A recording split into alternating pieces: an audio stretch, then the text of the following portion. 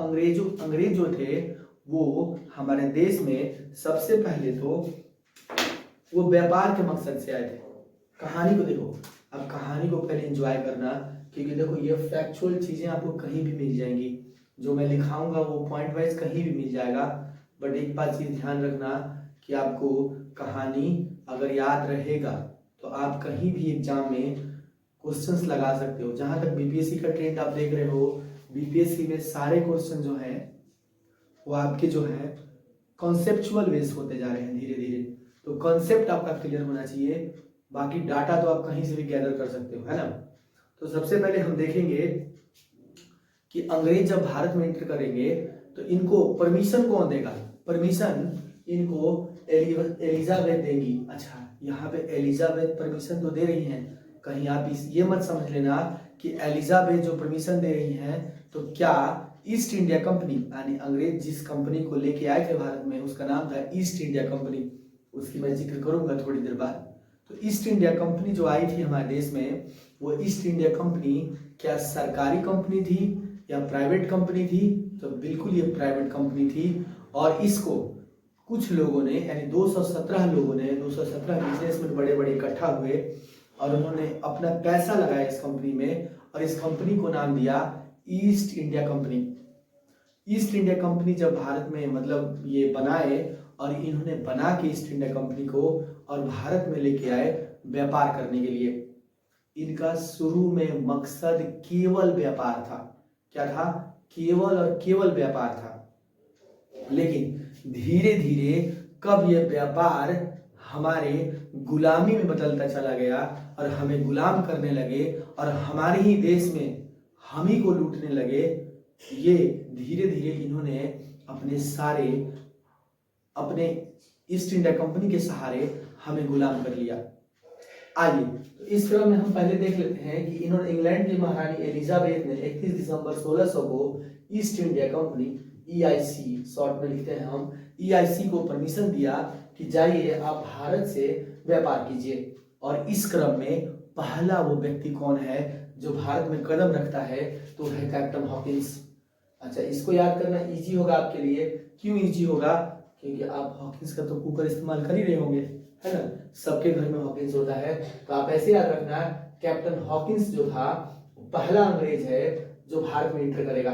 ठीक है, इसके नेतृत्व में हेक्टर नामक जहाज, बहुत बार मैंने देखा है दरोगा के एग्जाम में और बिहार पुलिस के एग्जाम में, जो बिहार पुलिस वाले बच्चे होंगे उसको ये नोट कर लेंगे, हेक्टर जहाज का नाम क्या था? हेक्टर। अच्छा, कहीं ये तो नहीं समझ रहे हो कि ये प्लेन हवा वाला प्लेन है? ना ना ना, ये पानी वाला जहाज है दोस्त, पानी वाला जहाज। क्योंकि मैंने आपको शुरू में ही बताया है कि जो 5 कंपनियां हमारे भारत में आई हैं वो किस रास्ते आई हैं? वो आई हैं पानी के रास्ते, है ना। तो हेक्टर नामक जहाज से कैप्टन हॉकिंस आया। ठीक है, तो ये क्वेश्चन बना है बहुत बार, तो आप इसको ध्यान रखिए। कब आया? तो जहाज से 1608 में सूरत बंदरगाह पर पहुंचता है। वो कहाँ पहुंचता है? सूरत के बंदरगाह पे। सूरत गुजरात में है और वहीं पे पहुंचता है। ठीक है, तो इस पॉइंट आप यहां तक देख लिए, इस पॉइंट को, कि कैप्टन हॉकिंस जो है हेक्टर नामक जहाज से सूरत बंदरगाह पर पहुंचता है। तो ये बात आप यहां से देख लिए होंगे और महारानी एलिजाबेथ वाली बात आपको समझ में आ गई। अब आते हैं थर्ड पॉइंट पे। थर्ड पॉइंट क्या कह रहा है कि हॉकिंस को तुर्की और फारसी भाषा का ज्ञान था। अच्छा, आप सोच रहे होंगे कि ऐसा कोइंसिडेंस है? ना ना, कोइंसिडेंस यहाँ पे नहीं है। अंग्रेजों और जो ब्रिटिश थे उनका एक पॉलिसी ही था, फूट डालो शासन करो। और वे जानते थे कि अभी इस टाइम पे किसका सरकार है या किसका सल्तनत चल रहा है, कौन सा वंश भारत में राज कर रहा है और कौन से लोग यहाँ पे एडमिनिस्ट्रेशन को संभाल रहे हैं। देखो, हमें जब पढ़ाई करनी है ना तो दिव्य दृष्टि होकर पढ़ाई करना है, दूर का देखना है। तो ये बात वो स्टडी किए थे। आप ही सोचो ना, कहीं आप बिजनेस करने जाओगे, कोई कंपनी खोलोगे, तो क्या वहाँ के लोगों को, वहाँ के एडमिनिस्ट्रेशन को, वहाँ के पब्लिक को, वहाँ की सरकार को समझोगे ना कि वो कैसी है, क्या काम कर रही है, किस तरह के लोग हैं वहाँ पे। सेम यही कंडीशन था। सुनियोजित तरीके से ये आए थे, हवा में नहीं चले आए थे। कहते हैं ना कि बेखबरी के दौर में हमें पता ही नहीं चला, हम गुलाम बन गए। इनको हमें नहीं पता चला, ये बात सत्य है, लेकिन इनको सब पता था कि गुलाम बनाना कैसे है ना। तो आइए देखते हैं, हॉकिंस को तुर्की और फारसी भाषा का ज्ञान था। इस व्यक्ति को इसीलिए चुना गया भारत भेजने के लिए क्योंकि यहाँ पे उस समय अकबर का शासन चल रहा था और अकबर की प्रशासन में जो ऑफिशियल लैंग्वेज थी वो फारसी थी, बातचीत करने की लैंग्वेज फारसी थी। तो क्या इंग्लिश बोलने वाला व्यक्ति आता तो अकबर या अकबर के नुमाइंदा जो थे, सेनापति या मंत्री जो थे, क्या उनसे बात कर पाता? नहीं कर पाता। इसीलिए हॉकिंस को भेजा गया और हॉकिंस आता है और जाता है किससे मिलने? जहांगीर से मिलने जाता है और जहांगीर से फारसी में बात करता है। और इस बात से जहांगीर क्या होता है, इम्प्रेस हो जाता है कि एक बाहर का आदमी हमारे देश में आया, हम जहां शासन कर रहे हैं वहां पे आया और किस भाषा में बात कर रहा है? फारसी भाषा में। तब जहांगीर इम्प्रेस होके इसको 400 मनसब प्रदान करता है। अगले पॉइंट में देखिएगा, जहांगीर को उसे 400 का मनसब प्रदान किया जाता है। अच्छा, अब यहाँ पे आपको एक डाउट हो रहा होगा कि सर जी कि ये 400 मनसब क्या है? मनसब कुछ और नहीं, आप समझते हो मनसब के मतलब, लेकिन मैं थोड़ा सा डिकोड कर दूं इसको। तो देखिए, मनसब का मतलब कुछ और नहीं है, जैसे रोज राजा और महाराजा होते हैं ना, वो क्या करते थे पहले के टाइम में कि अभी भी हाल आप सुने हुए कहीं ना कहीं, आपको मैं रिलेट करता हूँ। मनसब का मतलब यहाँ पे होता है बच्चों, मनसबदार, जो मनीदार बोलते ना, मनी लेने वाला, जो आपका लैंड को लेके और खेती करता है, उससे क्या बोलते हो? मनीदार बोलते हो। यानी वो आपका लैंड ले लिया, उसके बदले में कुछ अनाज उत्पादन करके आपको देगा, तो वो आपका मनी हो गया, है ना। उस तरह से उस टाइम पे खेत बहुत ज्यादा या जमीन बहुत ज्यादा हुआ करते थे, तो जो बड़े बड़े राजा महाराजा होते थे तो 400 बीघे दे देते थे, ये इधर का क्षेत्र तुम खेती करो। तो उस तरह से 400 का मनसब यानी 400 बीघा जमीन जहांगीर को दे दिया कि तुम इस पे जो करना है करो, इसका टैक्स हम नहीं लेंगे। क्योंकि उस समय रुपया पैसा नहीं होता था, उस समय सिक्के चलते थे, उस समय हीरा जवाहरात का बोलबाला था। उस समय ऐसा नहीं था कि लो 3 लाख रुपया ले लो, 5 लाख रुपया ले लो, ऐसा नहीं था। जमीन इतने पर्याप्त थे, इतने ज्यादा क्षेत्र था राजा के पास, दूर दूर तक क्षेत्र था कि वो राजा को पता ही नहीं होता था कि मेरा जमीन कहाँ तक है। तो किसी क्षेत्र का किसी को 400 का मनसब बना दिया, किसी को 50 का मनसब दे दिया, तो इसको मनसब बोलते थे। यानी एक तरह से मैं बोलूं तो ये हो गया कि एक क्षेत्र दे दिया 400 मनसब का कि तुम जाओ और इस पे अपना जो करना है करो। तो जहांगीर को 400 मनसब प्रदान किया खुश होकर, और जहांगीर ने उसे क्या कहा, हॉकिंस को जहांगीर ने एक उपाधि दे डाली, इंग्लिश खान। इसकी उपाधि दे डाली इंग्लिश खान। अब इंग्लिश खान क्यों वो कर रहा है? क्योंकि ये इंग्लैंड से आया है। और खान क्यों? क्योंकि हमारी तरह बातें कर रहा है। तो खुश होकर उसने एक उपाधि दे डाली इंग्लिश खान। तो आप ध्यान रखना, बहुत सारे एग्जाम में पूछा हुआ है कि इंग्लिश खान की उपाधि हॉकिंस को किसने दिया था? तो आपका आंसर होगा जहांगीर। या ऐसे पूछ देगा, जहांगीर के दरबार में कौन मिलने आया था? तो आप क्या लगाएंगे? हॉकिंस। ये 2 क्वेश्चन यहाँ से आपको सीधे सीधे मिल जाएंगे एग्जाम में। तो आप इतनी बातें फिर से रिकैप कर दूं मैं। पहली मैंने बात की, इंग्लैंड की महारानी एलिजाबेथ ईस्ट इंडिया कंपनी को 31 दिसंबर 1600 को यह फरमान जारी कर देती है 15 सालों के लिए। कितने सालों के लिए? 15 सालों के लिए। आप यहाँ नोट कर सकते हैं 15 ईयर, 15 सालों के लिए ये परमिशन देती है कि अब तुम जाओ भारत से व्यापार करो। इसमें ईस्ट इंडिया कंपनी में 217 पार्टनर थे और 217 पार्टनर मिलके एक कंपनी का गठन किया था जिसका नाम क्या है? East India company. अच्छा, उसके बाद पहला व्यक्ति इंग्लैंड आता है कैप्टन हॉकिंस, जो सूरत बंदरगाह पर उतरता है हेक्टर नामक जहाज से। ठीक है, इतनी बातें क्लियर हो गई। आइए तीसरी बात देखते हैं, हॉकिंस को तुर्की और फारसी भाषा का ज्ञान था। जहांगीर ने उसे 400 का मनसब प्रदान करता है, खुश होके प्रदान करता है क्योंकि वो फारसी भाषा में जहांगीर से बात करता है। अच्छा, यहाँ पे आपको किसी किसी बुक में या कहीं कहीं ऐसा भी मिलेगा कि अकबर के दरबार में भी ये जाने का प्रयास इन लोगों ने किया था, बट अकबर इस बात को तवज्जो नहीं देता है। अकबर इस बात को ध्यान ही नहीं देता है और तब तक से अकबर का कार्यकाल खत्म हो जाता है, तो ये किसी न किसी तरीके से अकबर से मिल नहीं पाते हैं, लेकिन जहांगीर के दरबार में ये पहुंचते हैं। ठीक है, अच्छा, हॉकिंस जहांगीर से प्रसन्न होकर इंग्लिश खान की उपाधि दे देता है। आइए कुछ और पॉइंट इधर देख लेते हैं। तब 1611 में इन लोगों ने प्रयास किया कि हम कहीं पे अपना फैक्ट्री लगाएं, बट इन्होंने फैक्ट्री जो है अस्थायी रूप से नहीं लगा पाए। इन्होंने अस्थायी फैक्ट्री पहले 1611 में लगाई, जिसका नाम जो कहाँ पे लगाई थी, मसूलीपट्टनम में। कहाँ लगाई थी, मसूलीपट्टनम, जिसे हम मछलीपट्टनम भी कहते हैं, मछलीपट्टनम भी कहते हैं और मसूलीपट्टनम भी कहते हैं।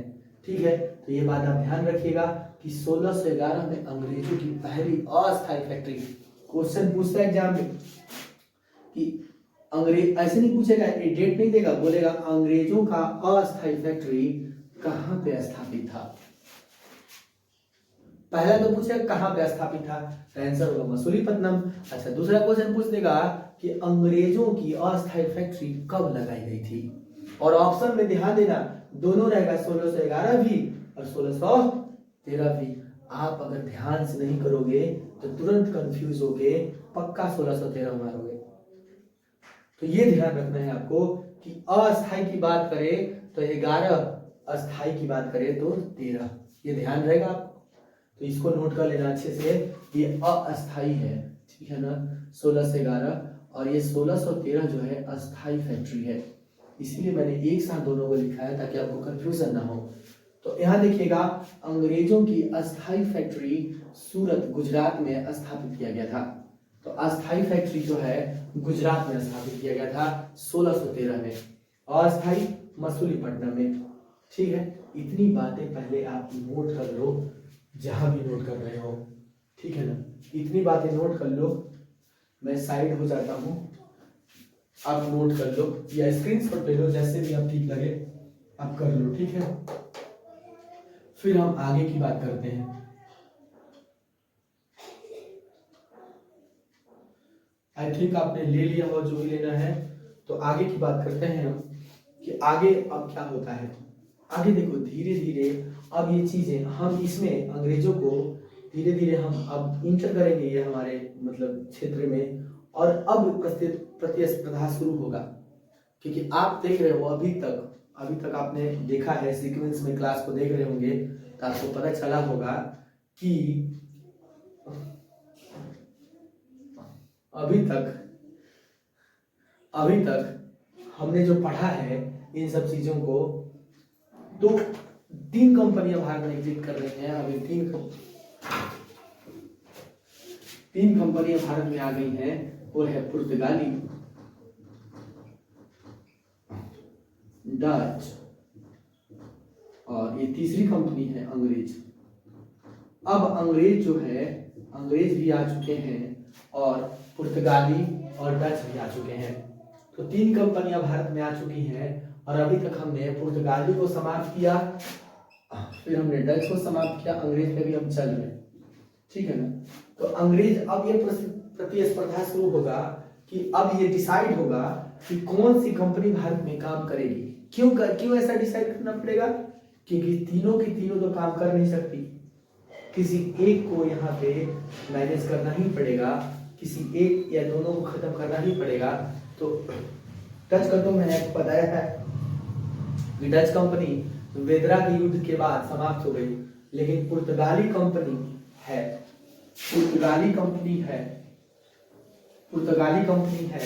तो पुर्तगाली कंपनी भी है, और डच भी समाप्त होगी। वेदरा का युद्ध जब होगा तो ये 1759 में होता है ना, तो ये तो 1759 में समाप्त होगी, और ये तो सबसे अंतिम में गई है 1961 में, तो ये भी है, एग्जिस्ट कर रही है। और एक नई, अब अंग्रेज भी आ गए। तो अब देखिए क्या होता है, आगे का स्थिति देखेंगे हम, चलते हैं आगे, हम देखते हैं यहाँ पे देखिएगा अंग्रेजों की अन्य कोठियां। अन्य कोठी कहाँ था अंग्रेजों का, 1639 में फोर्ट सेंट जॉर्ज का निर्माण इन्होंने किया था, ठीक है। अगला 1651 में इन्होंने हुगली में कोठी लगाया, फिर 1629 में इन्होंने अरमान गांव में कोठी लगाया था। तो ये आप अन्य कोठियां हैं तो इसको ध्यान दे लीजिएगा, देख लीजिएगा, एक बार लिख लीजिएगा, यहीं पे नोट कर लीजिएगा। अच्छा आइए, आपको मैंने पहले ही बताया था, वहां पे अभी शुरू में आपको जिक्र किया था, यहाँ पर अगर दिख रहा हो तो मैं यहाँ पे नोट के पीछे थोड़ा सा मैं कर देता हूँ, ये नोट है, नोट में ये सारी बातें नोट में लिखना जैसे मैंने लिखा है। अच्छा यहाँ पे मैं आपको थोड़ा सा एक ब्रीफ दे दूं छोटा सा, कि आपको मैंने अभी थोड़ी देर स्लाइड में पीछे बताया था कि पुर्तगाली जो है, पुर्तगाली अभी पहले सबसे पहले कौन सी कंपनी है, पुर्तगाली, फिर कौन सी है, डच, और अभी हम अंग्रेज में चल रहे हैं, है ना, इतना तो आपको पता होगा। तो देखिएगा यहाँ पे, तो यहाँ पे देखिएगा तो पुर्तगाली जो कंपनी है ये तो जाएगी सबसे अंतिम में, यानी कब जाएगी, 1961 में जाएगी।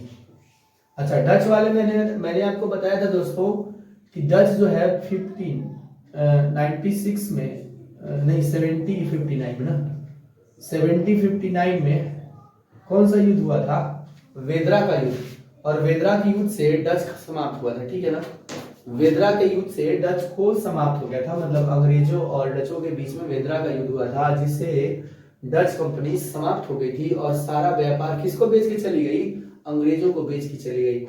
तो अब आप यहाँ से ये बात अंदाजा लगा सकते होंगे कि प्रतिस्पर्धा किस दो कंपनियों के बीच में होगा, यानी मैं अगर यहाँ पे इसको काट दूं तो कोई दिक्कत है, तो बचा कौन, ये, यानी अंग्रेज और पुर्तगाली।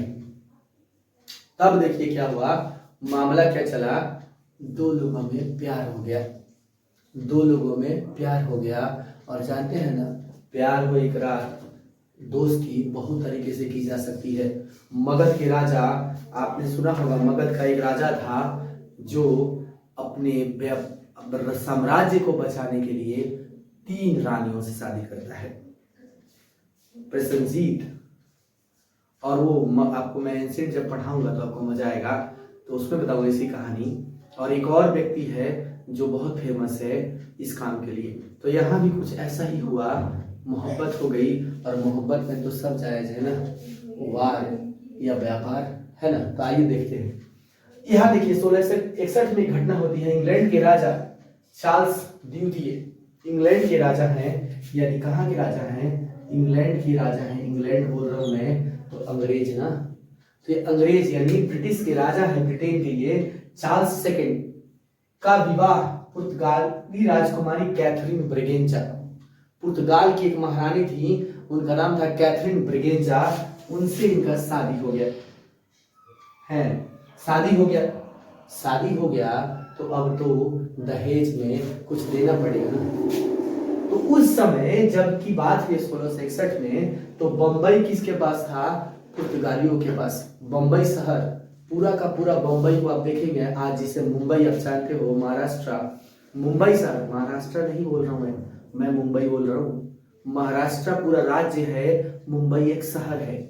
तो जो मुंबई शहर है दोस्तों, वो आइलैंड है, मतलब द्वीप पे बसा हुआ शहर है, चारों तरफ से समुद्र है और बीच में शहर है ना। तो मुंबई शहर जो है, मुंबई शहर किसके पास था, पुर्तगालियों के पास था, और पुर्तगालियों ने बंबई शहर को किसे दहेज में दे दिया, इसको दे दिया चार्ल्स सेकंड को। यहां देखिएगा, पुर्तगालियों ने चार्ल्स को दहेज में, बंबई द्वीप को दहेज में दे दिया। अब बताइए, चार्ल्स को दे दिया दहेज में, और इस चार्ल्स ने क्या किया, सम्राट चार्ल्स सेकंड ने ईस्ट इंडिया कंपनी को 10 पाउंड किराए पर, 10 पाउंड की किराए पर देकर चला गया। वो वापस लौट गया कि भाई आप जो है, अंग्रेजों को बोला कि आप मेरे मुंबई शहर को आप ले लो, आपको जो इससे करना है करो, मुझे इसके बदले में 10 पाउंड हमेशा दे देना, ठीक है। तो इस तरह से मुंबई शहर पहुंच गई ईस्ट इंडिया कंपनी के पास, यानी अंग्रेजों के पास, पुर्तगालियों से अंग्रेजों के पास पहुंच गई। अब देखो क्या विडंबना है हमारे देश की, कि शहर मेरा, जगह मेरे, और दो लोग दहेज दहेज खेल रहे हैं, दो विदेशी आके हमारे देश में एक दूसरे को दहेज दे रहे हैं। अरे तुम दोनों शादी किया तो हमारे शहर को दहेज में देने वाला तुम लोग होता कौन है भाई, लेकिन क्या करेंगे, हैं। तो ये मामला था, मतलब आप ये आई थिंक समझ गए होंगे। अब यहाँ से मैं एक कॉन्फ्लिक्ट समझाने की कोशिश कर रहा हूँ आपको, ध्यान से सुनना, कि जब वैवाहिक संबंध स्थापित हो जाएंगे अंग्रेज और पुर्तगाली के बीच में, तो क्या लड़ाई होगा? लड़ाई होगा। अब आप साले और ससुर में लड़ाई थोड़ी होता है, मतलब दामाद और ससुर में लड़ाई थोड़ी होगा, है ना? तो लड़ाई नहीं हो रहा है। इसी वजह से पुर्तगाली 1961 तक रह गए, क्योंकि अंग्रेज जब तक रहे यानी 1947 तक तो उनको टच किया ही नहीं, और जाते समय भी अंग्रेज जब चले गए तब भी उनको टच नहीं किया, क्योंकि उनका वैवाहिक संबंध पूरा हो जाने से उनसे कोई परेशानी था ही नहीं। वो किसी और क्षेत्र में व्यापार कर रहे थे, ये किसी और क्षेत्र में अपना काम कर रहे थे, इसीलिए पुर्तगालियों से कॉन्फ्लिक्ट अंग्रेजों का नहीं हुआ। इसी वजह से पुर्तगाली कब तक रह गए? 1961 तक रह गए। नहीं तो अगर पुर्तगालियों का कॉन्फ्लिक्ट अंग्रेजों के साथ होता तो ये पुर्तगाली भी समाप्त हो जाते डचों की तरह, है ना? तो ये आपको यहाँ से बात समझ आ गया होगा कि पुर्तगाली 1961 तक कैसे भारत में रह गए और बाकी कंपनियां क्यों नहीं रही, क्योंकि रीजन यहाँ छुपा है, ये तो दहेज दहेज खेल रहे थे ना। तो ये बात आपको समझ में आ गई होगी। चलिए इसको आप स्क्रीनशॉट ले लीजिए या लिख लीजिए, फिर आगे की बात करते हैं अपन।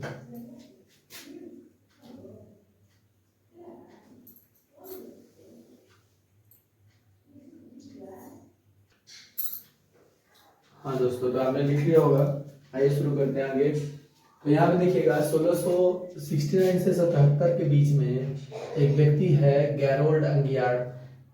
गैरोल्ड अंगियार अंग्रेजी नाम है और अंग्रेजी है ये, और इसने बम्बई शहर की स्थापना माना था। यानी बम्बई जब दहेज में दिया, बम्बई द्वीप था, और उसको जो है इस शहर में स्ट्रक्चर्ड किया इसने गैरोल्ड अंगियार ने, ठीक है ना। तो गैरोल्ड अंगियार जाना जाता है इसलिए बम्बई शहर का स्थापना के लिए। तो आप ध्यान रखिए, क्वेश्चन आपसे पूछेगा कि बम्बई शहर का स्थापना किसने किया? ऑप्शन में रहेगा गैरोल्ड अंगियार, आप तुरंत टिक कर देना गैरोल्ड अंगियार। अच्छा, आते हैं 1687 ईस्वी में अंग्रेजों ने अपना मुख्यालय सूरत से बॉम्बे स्थानांतरित किया। करना ही था, क्योंकि बॉम्बे में किसको मिल गया था? बॉम्बे अंग्रेजों को मिल गया था, क्योंकि वो चार्ल्स सेकंड ने उसको 10 पाउंड किराए पे देके चला गया था। तो उन लोगों ने सूरत, यानी सबसे पहली, मैंने आपको पढ़ाया था पहले स्टार्टिंग क्लास के स्टार्टिंग में ही आपको बताया था कि अंग्रेजों ने अपने अस्थाई फैक्ट्री यानी 1613 में सूरत में स्थापित की थी, तो वो मुख्यालय भी सूरत ही था। अब जब इनको बम्बई मिल गया है तो इन्होंने अपना स्थानांतरण किया, कहाँ? सूरत से बॉम्बे में। तो आपसे क्वेश्चन पूछ सकता है कि अंग्रेजों ने अपना मुख्यालय सूरत से कहाँ स्थानांतरित किया था? तो आपको क्या लगाना होगा? बॉम्बई, ठीक है ना। अच्छा, आज जिसको आप मुंबई जानते हो वही है बम्बई, ठीक है ना, पहले इसको बम्बई कहते थे। अच्छा, आगे चलते हैं। 1696 में बंगाल का सूबेदार अजीमो शान था। देखो, बंगाल का सूबेदार था अजीमो शान। क्या था? कौन था ये? अजीमो शान बंगाल का सूबेदार हुआ करता था ये। ये बंगाल का सूबेदार हुआ करता था। इसने अंग्रेजों को 3 गांव जो है गिफ्ट में दिया, 3 गांव इनको दिया, दान किया, जिसका नाम था कालीकता, सूतानती, गोविंदपुर। कालीकता, सूतानती, गोविंदपुर, ठीक है ना। ये गलत नहीं लिखा हुआ है, सही लिखा हुआ है, ऐसे ही है नाम इसका, कालीकता, सूतीनती, गोविंदपुर। और ये सूतीनती, गोविंदपुर तीनों गांव को मिला के कोलकाता शहर का स्थापना 1690 में किया गया। किसके द्वारा? जॉब चार्नक के द्वारा। जॉब चार्नक भी एक अंग्रेज है, और इसने इन तीनों गांवों को मिला के एक शहर बनाया, जिसका नाम इसने दिया कलकत्ता या कोलकाता। तो आज जिसको कलकत्ता आप जानते हो, वो यही 3 गांव मिलकर बना है, कालीकता, सूतीनती, गोविंदपुर। और बनाने वाला कौन है? जॉब चार्नक। तो 2 क्वेश्चन आपको यहाँ से निकलते हैं, 2 या 3 क्वेश्चन निकलते हैं कि सूरत से बम्बई स्थानांतरण, अच्छा, बम्बई का संस्थापक और एक कलकत्ता का संस्थापक। ये 3 क्वेश्चन आपको यहाँ से ध्यान रखने होंगे। ये तीनों क्वेश्चन एग्जाम में आए हुए हैं, बहुत बार आए हुए हैं, रिपीटेशन हुए हैं। तो इस तरह से हम अंग्रेज को पढ़ लिए। आप सोच रहे होंगे कि अंग्रेज की बहुत सारी अभी चीजें हैं जो आगे भी आपको देखने को मिलेंगी, लेकिन शुरुआती दौर में जब अंग्रेज हमारे पास आए थे तो व्यापार के मकसद से आए थे, और व्यापार के मकसद से जब वो हमारे पास आए थे तो उनका इतना ही काम था, इतना उन्होंने किया था। अब जब वो आगे बढ़ेंगे तो वो एडमिनिस्ट्रेशन में घुसेंगे, प्रशासन में घुसेंगे, तो उसकी हम जो डिस्क्रिप्शन है वो बंगाल पढ़ेंगे। फिर बंगाल में कैसे उन्होंने बैटल ऑफ पलासी में भाग लिया सिराजुद्दौला के साथ, फिर बक्सर के युद्ध हम देखेंगे, तो फिर हम ऐसे ऐसे पढ़ते जाएंगे। तो नेक्स्ट वीडियो जो आएगा हमारा उसमें रहेगा डेनिस और फ्रांसीसी।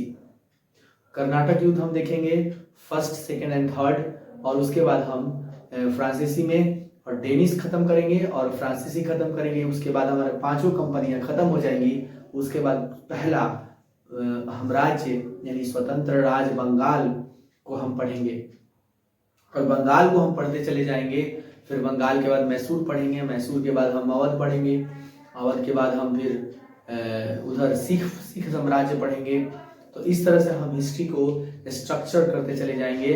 तो आप जो है एकदम निश्चिंत होके, जरूर पता निश्चिंत होके आप इसको कंटेंट को कंज्यूम कीजिए। देखो आप एक बात जान लो कि कंटेंट बहुत सारे हैं मार्केट में, इसमें कोई दो राय नहीं है कि बहुत सारे लोग बहुत सारी चीज़ों को पढ़ा रहे हैं। बट एक बात है यहाँ पे कि ज़्यादा पढ़ लेना बहादुरी नहीं है। बहादुरी, स्मार्ट वर्क ये बोलता है कि आप पढ़ो लेकिन डाइजेस्ट कितना कर रहे हो ये मैटर करता है। आपका क्वेश्चन बिल्कुल नहीं छूटेगा। आप बुक खरीद लो, ये घटना चक्र का खरीद लो, पूर्वालोकन घटना चक्र हिस्ट्री, आप वहां से क्वेश्चन लगाओ, आपका क्वेश्चन नहीं छूटेगा। यकीन मान लो आप बीपीएससी तक का क्वेश्चन नहीं छूटेगा। पीटी की मैं बात कर रहा हूँ, मेंस की बात नहीं कर रहा हूँ। दरोगा, बिहार पुलिस, एसएससी जीडी, चाहे जितने भी एग्जाम हो रहे हैं आपके पास, बिहार एसएससी 10+2, किसी भी एग्जाम में क्वेश्चन लगाओ जीएस के, आप क्वेश्चन नहीं छूटेगा आपसे। आपने अगर ध्यान से क्लास को किया होगा और नोट किया होगा चीजों को, हाँ एक दो बार पढ़ना पड़ेगा, लेकिन हाँ आपसे क्वेश्चन नहीं छूटेगा। लेकिन आप करो तो सही, आप क्वेश्चन पेपर लगाते ही नहीं हो। देखो आप एग्जाम, अगर नौकरी लेना है ना, राजा बनना है ना, आज के टाइम में देखो नौकरी लेना मतलब राजा बनना है। राजा बनना चाहते हो तो एक बात मैं छोटी सी याद दिला दूं आपको, लास्ट में 2 मिनट मोटिवेट करते जाता हूं आपको कि आप हमें ये बताओ कि आप एक राजा का नाम सुने होंगे, चंद्रगुप्त मौर्य। बहुत महान राजा था, मौर्य वंश का संस्थापक भी था वो। और उस नन्हा सा बालक को कुछ नहीं पता है कि मेरी प्रतिभा क्या है, लेकिन एक व्यक्ति उसको उठाता है जिसको हम जानते हैं विष्णुगुप्त या चाणक्य, इन सबको जानते हैं, कौटिल्य, 3 नाम है उसके। और उस बंदा को धनानंद ने दरबार से निकाल दिया कि जाइए आपकी जरूरत नहीं है, आप बेकार आदमी हैं, भगा दिया उसको धक्के मार के। तब धनानंद ने भगाया था जब चाणक्य ने कहा कि मैं अपने एक बच्चे को ट्रेन किया उसने और उसको चंद्रगुप्त मौर्य बनाया, और चंद्रगुप्त मौर्य ने धनानंद को हराया, युद्ध में पराजित किया और मौर्य वंश का स्थापना किया। तब एक दिन चंद्रगुप्त मौर्य बोलता है कौटिल्य से कि एक जगह कहीं पार्टी हो रहा था, तो बोलता है मैं पार्टी में जाऊं? तो बोला कि नहीं, तुम पार्टी में नहीं जा सकते। तो बोला इतने शानो शौकत और इतने बड़े साम्राज्य का राजा होने का क्या तात्पर्य है कि मैं छोटी सी पार्टी में नहीं जा सकता, एंजॉय नहीं कर सकता? तो उसने बोला कि राजा बनने के लिए कुछ त्याग की जरूरत होती है, और वही त्याग है तभी तुम राजा हो, नहीं तो सारे भारत के लोग राजा होते। तो बात इतनी सी है, इस बात में यही पॉइंट छिपा हुआ है कि अगर आपको नौकरी लेना है तो त्याग तो करना पड़ेगा। अगर बड़ा बनना है तो साम्राज्य को त्यागना पड़ेगा, पेशेंस रखना पड़ेगा। देखो आपको मन में आएगा तुरंत गेम खेल लेते हो, मन में आया तुरंत खाना खा लेते हो। अपने आप को थोड़ा सा जलाओ ना यार, जलने दो, तकलीफ होने दो, परिश्रम करते रहो, सफलता तुम्हारी कदम छूनेगी। तुम क्या करते हो, 2 मिनट में अपना मूवी देखने लगोगे, 2 मिनट में इधर करोगे उधर करोगे, बतेरे पड़े हैं वीडियो, सबका वीडियो देख रहे हैं, अरे देखो ठीक है, लेकिन ऐसा भी तो सोचो कि क्या मुझे सब देखने से फायदा हो रहा है? सब देखने से फायदा नहीं होता कभी। कोई एक चीज, देखो मेरा ये सिद्धांत है, मैं आपको अपना एक्सपीरियंस शेयर कर रहा हूँ कि multipurpose knowledge is dangerous to your health and your career. Source एक होना चाहिए, क्वेश्चंस मल्टीपर्पज होने चाहिए। कहीं भी कोई एक डिसाइड कर लो कि मुझे यही बुक पढ़ना है, और उसको कितनी बार, एक को 10 बार, 10 को 10 बार नहीं, एक को 10 बार क्वेश्चन चाहे जहीं से लगाओ। क्वेश्चन के लिए फ्री मैदान है। मतलब वही बात हो गई ना, प्रैक्टिस चाहे जहीं करो, गुरु तो एक ही होता है ना। तो इस तरह से कहने का मतलब कि आप प्रैक्टिस चाहे जहां से भी कर लो, लेकिन सोर्स एक रखो। एक बुक कोई ले लो, भाई इसी बुक पे मुझे ट्रस्ट है, उसी से पढ़ो। कोई एक वीडियो देख रहा है, उसी से पढ़ो। लेकिन हाँ, क्वेश्चंस कहीं से लगा सकते हो आप, इसके लिए फ्री हो। तो ये चीज करना पड़ेगा, क्योंकि एक को करोगे तो 10 बार कर लोगे। एक बार पढ़ो, 2 बार पढ़ो, 3 बार पढ़ो, 4 बार पढ़ो। मान लो किसी एक का वीडियो देख रहे हो तो 10 बार उसी वीडियो को देखो, है ना। लेकिन आप लोग चीज को क्या समझते हो, एक बार इसका भी देख लेते, उसका भी देख लेते, उसका भी देख लेते, उसका भी देख लेते। अरे मैंने आपको ये बताया कि भाई 1600 में 31 दिसंबर 1600 की स्टील कंपनी आएगी, तो क्या दूसरा बता देगा ये थोड़ी ना कि 20 दिसंबर 1526 में आई थी। अरे वही बताएगा जो है, बताने का तरीका अलग हो सकता है। तो कहने का मतलब यही है